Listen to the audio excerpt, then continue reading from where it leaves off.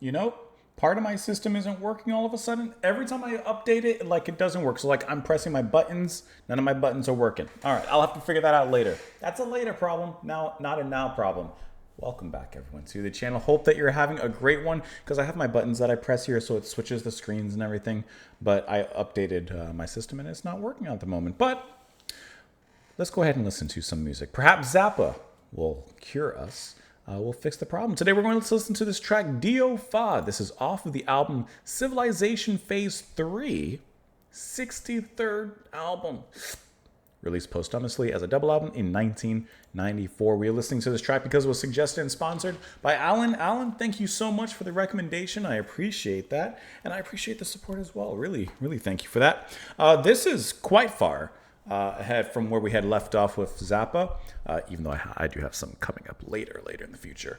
And Alan said that this is kind of like his Black Star album, of course in reference to Bowie, and the final album he released before he died. So I'm very curious to see and to hear what he was doing 63 albums into his career at this particular point. So we're going to go ahead and listen to it. This is, I see as I'm scrolling down, quite the lengthy one. Let's go and listen to this track. We'll discuss it after, of course. Here we go. Dio Fa.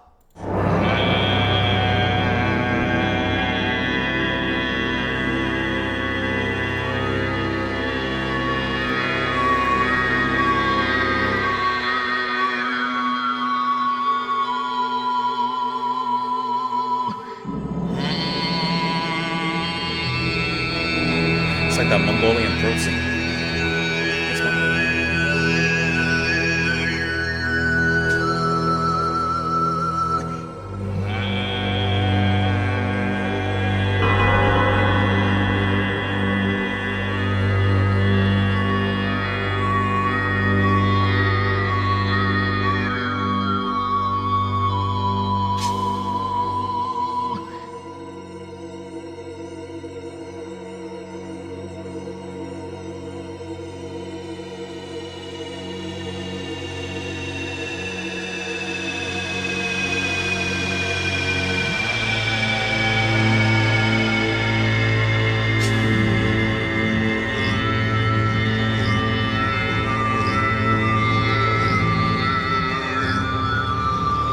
It's like stumbling upon an ancient temple, some ancient religious rites taking place.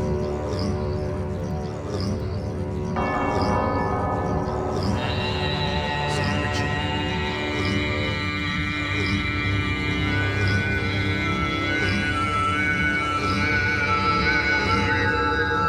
Is that Mongolian?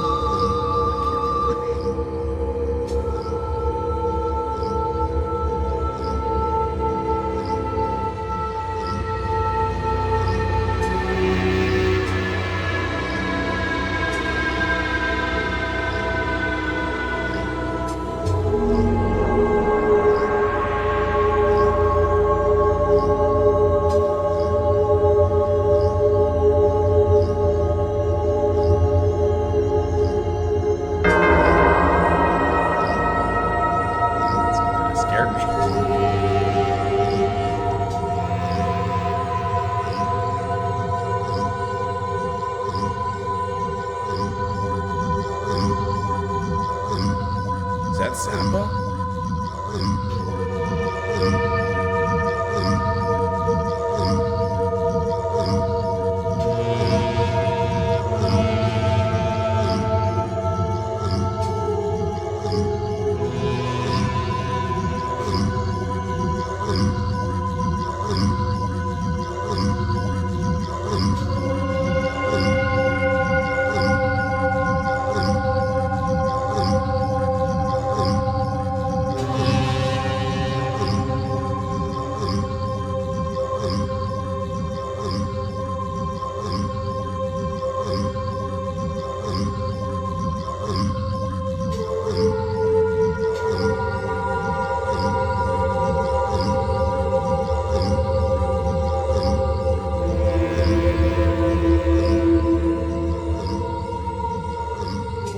It's like they're marching and chanting, like I said, in this ritual.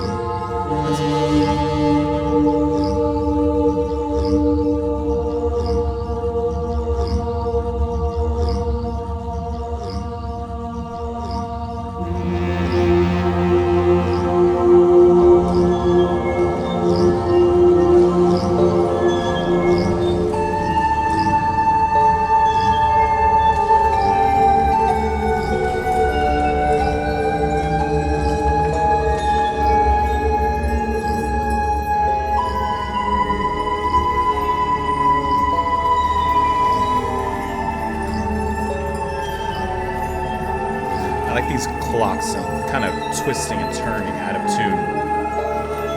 It's like losing time.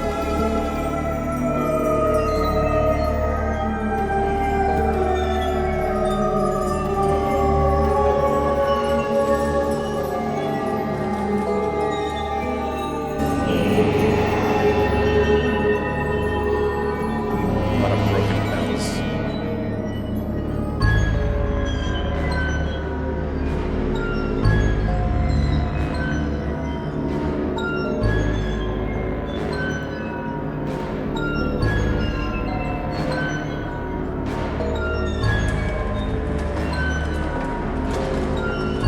Kind of the first hints of like a rhythm, a beat,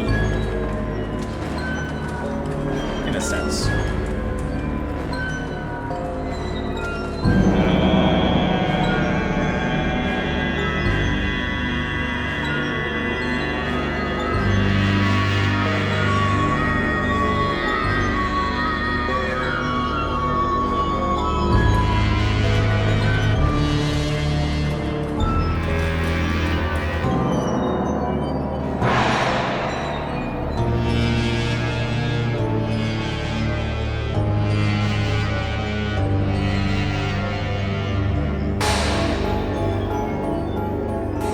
It's like someone shot a thunder sheet or whatever it was. A big old piece of metal.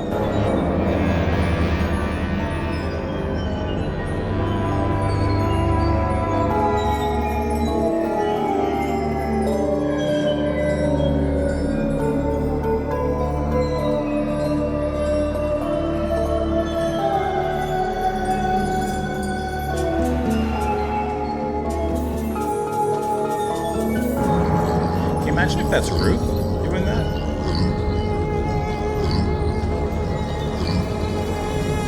Turn of shaman.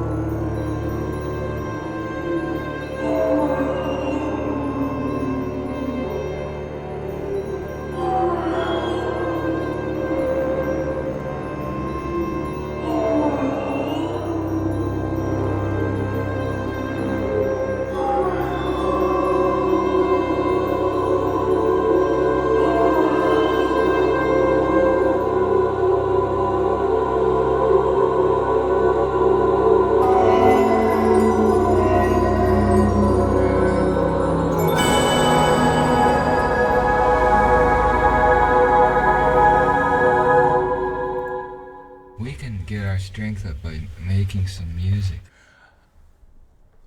This is.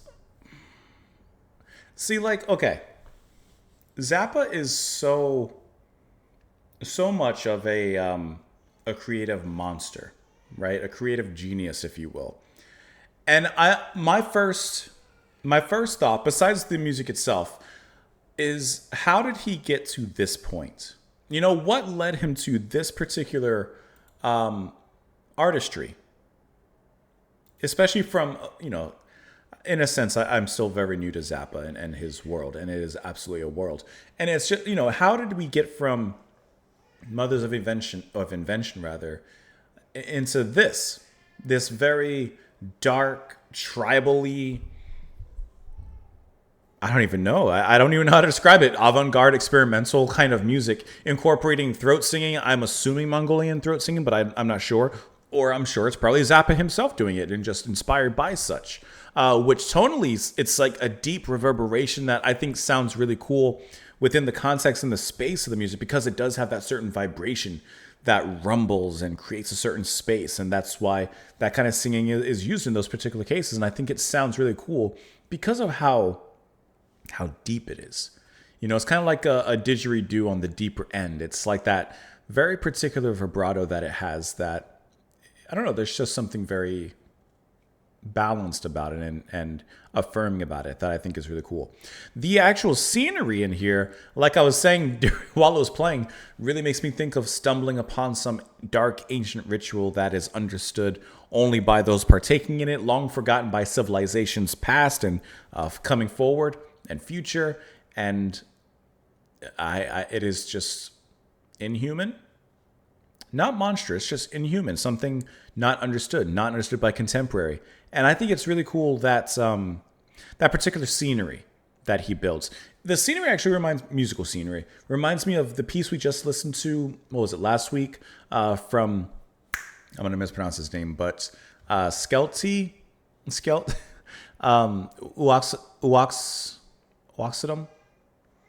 You know who I'm talking about. In that it does create that kind of atmosphere that is a little uncomfortable, definitely varying into the uncanny. And yet at the same time, there is a moment maybe about halfway or so here that there's a little bit of a rhythm that comes in. There is a lot of percussion happening in here, from what it sounds like of broken bells, pitched down steel instruments, and there's a lot taking place in here. This is a very dense and dark piece of, I don't want to say ambient, because I feel like that's not quite what it is, but I can't even tell you exactly what it is.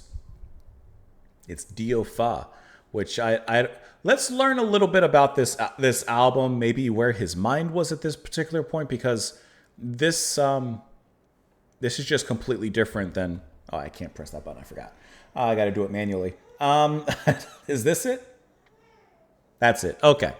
Okay, so this is the first studio album of new material from him since the '86. The album is described from Zappa as a 2-act opera, but in lieu of traditional recitatives, and arias, it alternates brief spoken word passages, which we heard a bit of it as it moves into the next track, with musical numbers created on synclavier, using a combo of sampled and synth sounds. Much of the sampled material in the second half of the album was originally recorded by Ensemble Modern and other musicians to Zappa's specifications.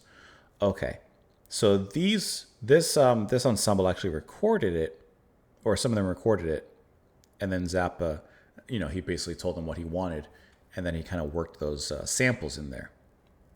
The storyline involves a group of people living inside a piano and the menacing reality of the outside world, okay?